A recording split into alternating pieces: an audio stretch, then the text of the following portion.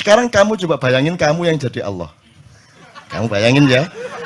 Kamu jadi Allah, terus ada anak orang-orang sholat. Kisungnya dulu Allah harus bener San.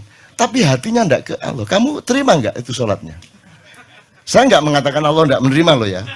Saya ndak bilang Allah ndak menerima, terserah dia. Cuman kamu bayangkan upamanya kamu itu Allah, terus ono sembayang ngenangin gatel kon niku mari ngene kon ya nyolong ngono kan gitu ya. Diterima ndak kalau nggak khusyuk? Kamu nggak nerima kan? Kamu jangan berdebat. Tapi ini Allah pasti dia nggak bisa kamu. Nggak ada orang bisa memastikan Allah nerima ndak nerima.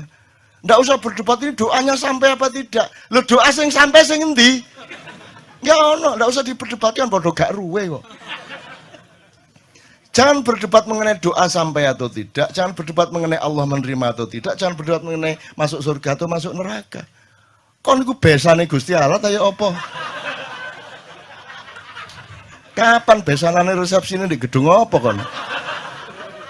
Bagaimana kamu bisa menentukan seseorang pasti masuk surga atau pasti masuk neraka, seseorang pasti diterima Allah atau tidak? Bahwa kita yakin, iya. Itulah yang namanya puncak iman. Tetapi kalau kamu disuruh menyatakan bahwa kamu diterima Allah, kamu tidak berani tanda tangan. Itu cuma keyakinan saya kok. Dan keyakinan kan tidak bisa diapa-apain. Dan itu juga tetap tidak bisa Anda bawa keluar, itu hanya ada di dalam dirimu. Jadi misalnya sekarang gini, Hendra, siapa Allahmu? Siapa Tuhanmu? Allah. Siapa Nabimu? Muhammad. Ya, kalau teman-teman agama lain punya struktur sendiri gitu ya. Siapa presidenmu?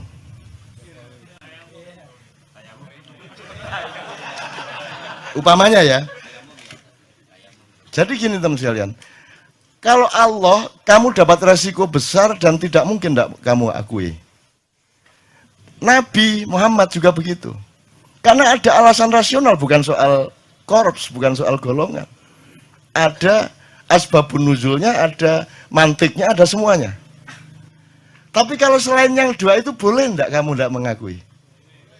Saiki ditegesno ndak awakmu iku.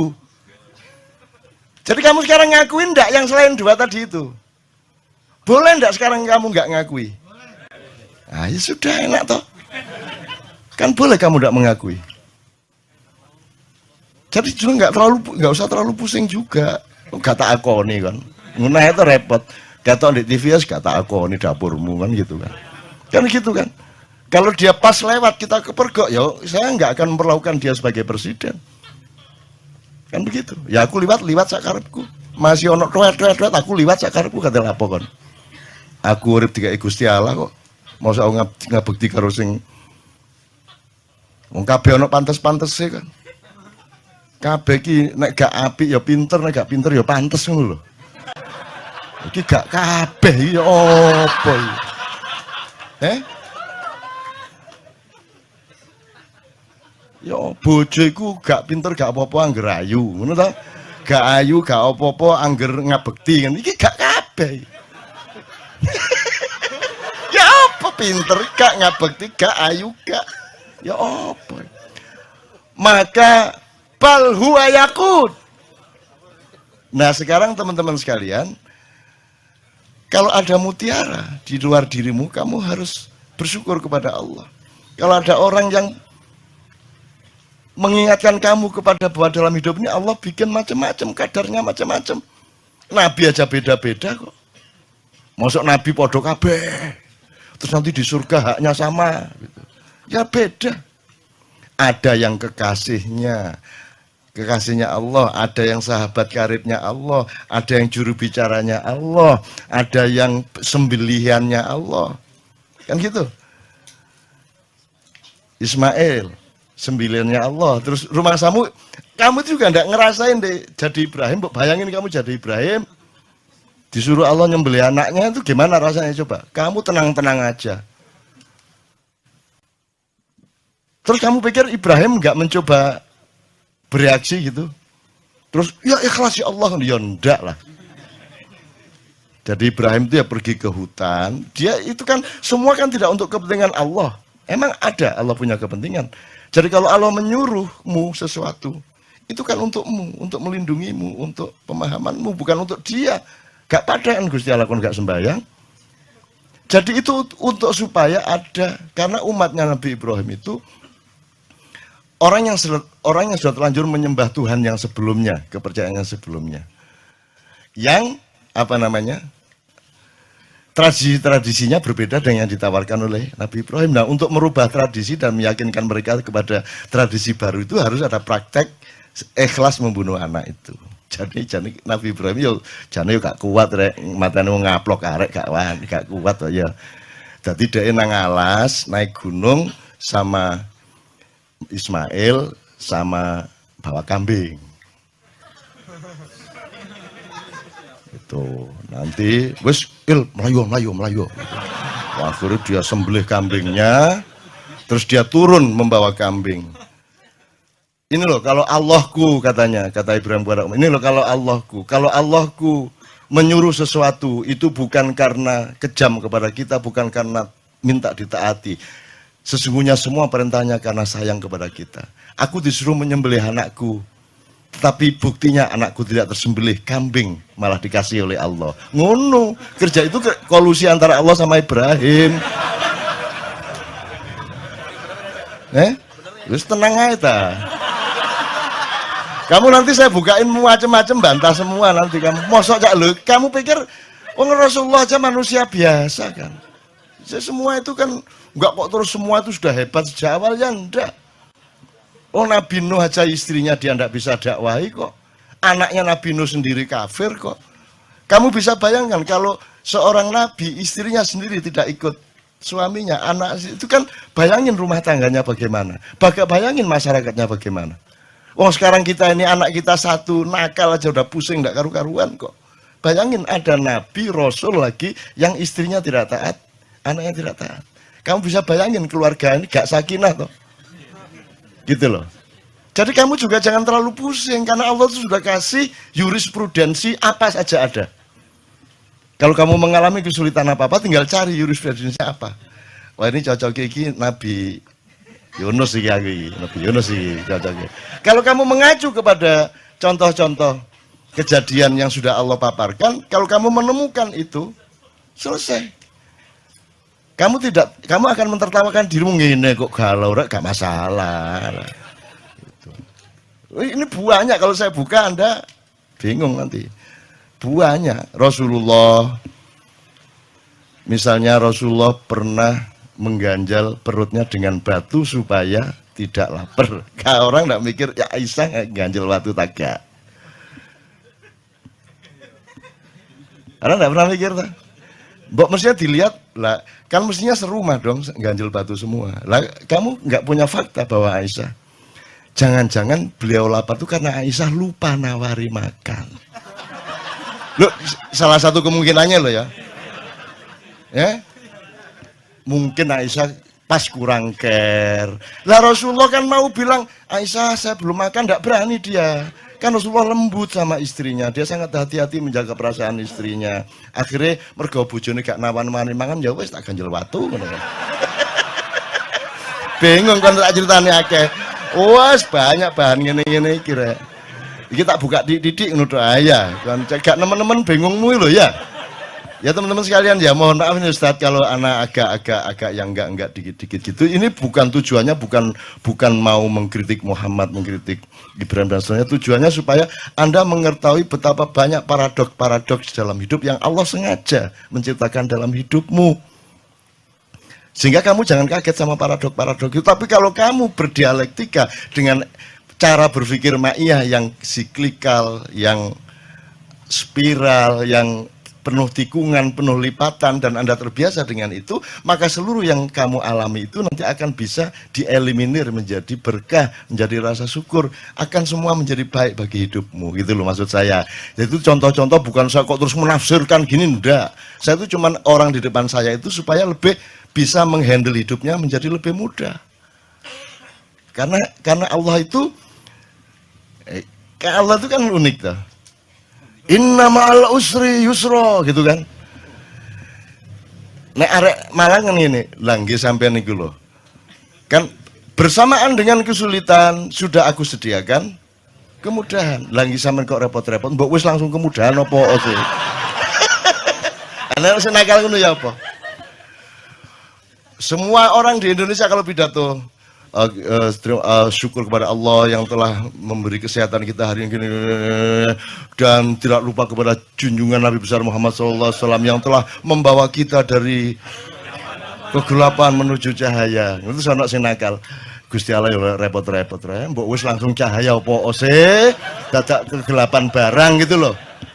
Loh, tapi memang dramanya seperti itu dan Allah maunya dialektika kemesraan yang seperti itu. Jadi Anda jangan hidup di dalam satu penggalan sehingga Anda kebingungan dalam penggalan itu. Anda harus transenden, harus melihat keseluruhan dari metabolisme yang Allah ciptakan itu sehingga Anda senyum-senyum. Iya, gak apa-apa. Iya, ngerti aku. Ya ampun, nggih, ngertas kula. Ngertas kula. Ya makanya kan kata rahasia, Ustaz ya, tolong dalam tasawuf, kata rahasia itu kan sangat mesra. Kalau sudah Allah ngomong sirrun, asrarun gitu ya, itu kan salah satu kemesraan itu karena kita punya rahasia, punya ketidaktahuan, punya kesulitan, punya kebingungan. Kalau kita nggak punya kesulitan, nggak enak. Makanya ya saya doakan Anda penuh kesulitan hidup Anda. Oke, sekarang kita ke Ustadz Nur Somad. Pertanyaan saya tadi itu gitu. Saya mohon beliau yang di Mesir 16 tahun. Sebelumnya saya kasih tikar seperti ini. Tadi kan saya mengatakan Syekh Imam Busiri itu membuat syair mengenai Muhammadun Basyarun walaisakal basyari bal huwa yakut bainal hajari, kan gitu Ustaz ya. Itu satu terminologi sebenarnya, satu terminologi. Saya bagaimana elaborasinya terhadap praktek demokrasi yang membuat orang tidak lagi punya tradisi dan kepekaan untuk menghargai keunggulan-keunggulan dan keistimewaan-keistimewaan. Kan gitu kan? Itu karena kita semua anggap semua itu haknya sama. Ya enggak sama dong haknya. Haknya bebek sama haknya burung ya beda dong. Dia punya hak sama ketika pilkada, itu tok ya. Tapi selebihnya dalam kehidupan ini dia punya hak yang berbeda. Hak burung untuk terbang, hak bebek untuk berenang, hak ayam untuk rotol-rotol, ya toh?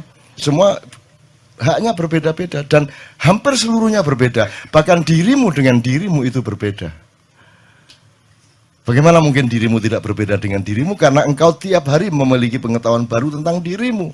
Dirimu yang sekarang bukan lagi dirimu yang kemarin, karena yang berkembang adalah pemahamanmu. Makanya Allah tidak mengatakan Allahu kabir, walakin Allahu akbar. Akbar itu artinya lebih besar. Jadi dia dinamis, selalu baru pengetahuan kita mengenai hidup, mengenai diri sendiri, mengenai apalagi mengenai Allah. Karena Anda aslinya tidak mungkin Anda mengenal Allah. Tidak mungkin. Itu Allah memudahkanmu dengan gini aja deh, daripada kamu repot sebut saya Allah. Padahal dia bukan Allah. Jangan terus itu Allah loh, itulah untuk kamu lah supaya gampang gitu loh. Supaya kamu punya idiom, punya ada nomenklatur kan gitu. Aslinya dia bukan Allah. Loh, untuk apa Allah punya nama? Untuk Allah, kamu gimana sih? Allah punya nama itu untuk disapa siapa? Nah, kalau umatnya dia bunuh semua, terus dia sendirian. Sing nyapa sapa? Lah sakarepe dhek. Lah ngapain? Emang Allah punya teman siapa? Sehingga dia butuh nama untuk disebut, untuk dipanggil. Dia tidak butuh apa-apa, tidak perlu apa-apa. Makanya Ustadz Abdullah mengatakan kita masuk surga bukan karena kehebatan kita, ibadah kita, tetapi karena rahmat Allah. Sama dengan Allah adil kepada kita, emang dia punya kewajiban untuk adil? Yang wajibkan siapa? Lah ya, apa posisi selain Allah untuk menempatkan Allah pada suatu kewajiban? Allah tidak punya kewajiban apa-apa, dia hanya punya hak. Dan manusia tidak punya hak apa-apa, dia hanya punya kewajiban. Jadi hak asasi manusia itu yang merusak pikiran Anda selama ini. Hak opo dul? Wong kon niku nesing gak iso gawe dhewe. Iso takon menciptakan metabolisme sehingga kamu mengurai mana protein, mana karbohidrat, mana sampah. Terus kalau kamu sama Tuhan udah saya kasih badan urus sendiri. Coba kalau gitu gimana? Bisa enggak? Kan enggak bisa. Kamu melahirkan bayi dan semua bayi di muka bumi ini oleh Allah diseragamkan nangis begitu keluar. Bayangin kalau Allah bikin anomali, ono bayi metu,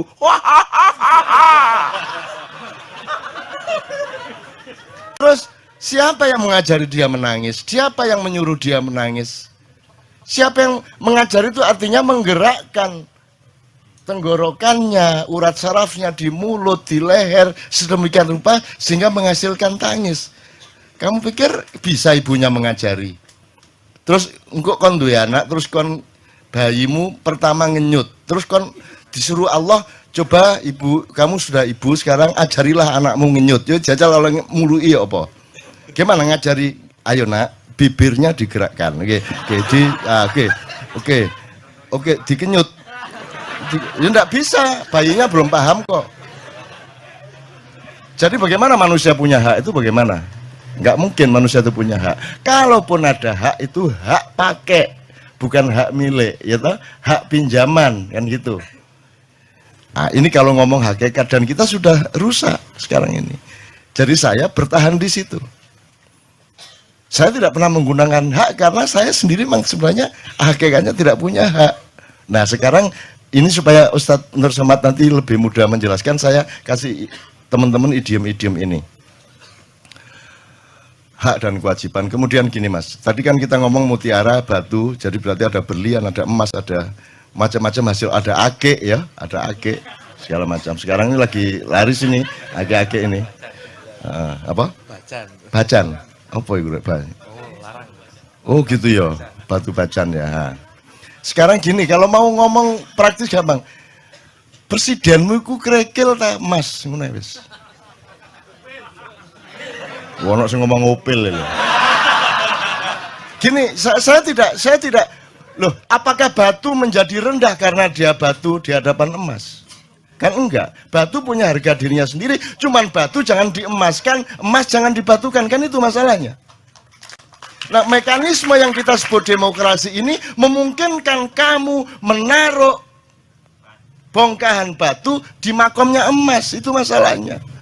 Jadi seluruh cita-citamu tidak akan berhasil selama kamu tidak bisa menempatkan emas sebagai emas, mutiara sebagai mutiara. Dan di sini Anda menemukan mutiara di dalam dirimu. Nah, ini kan banyak sekali kalau mau kita elaborasi, gitu loh.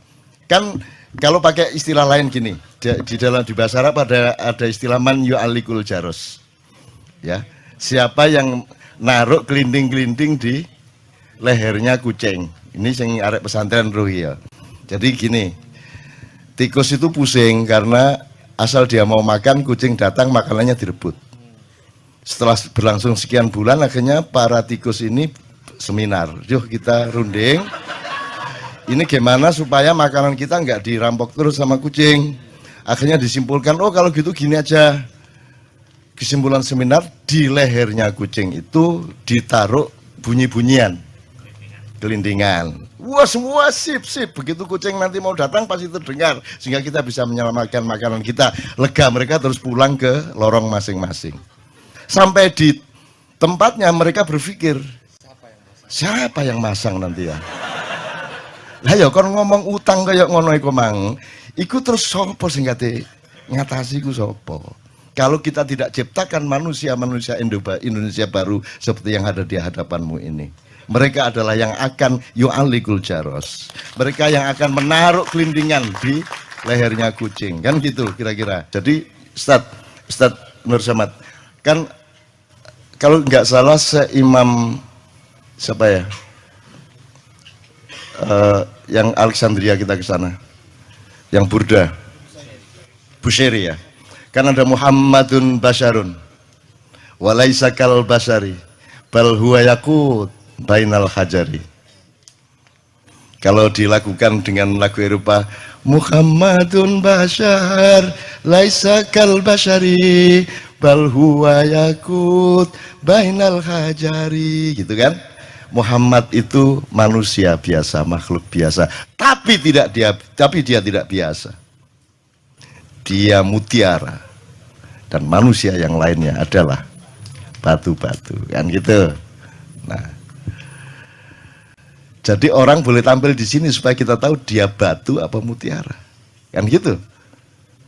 Nah itu bedanya dengan Republik Malang Gendeng mang, ya. Arek Malang Gendeng itu wali aneh apa rek? Angel itu dibalik ya.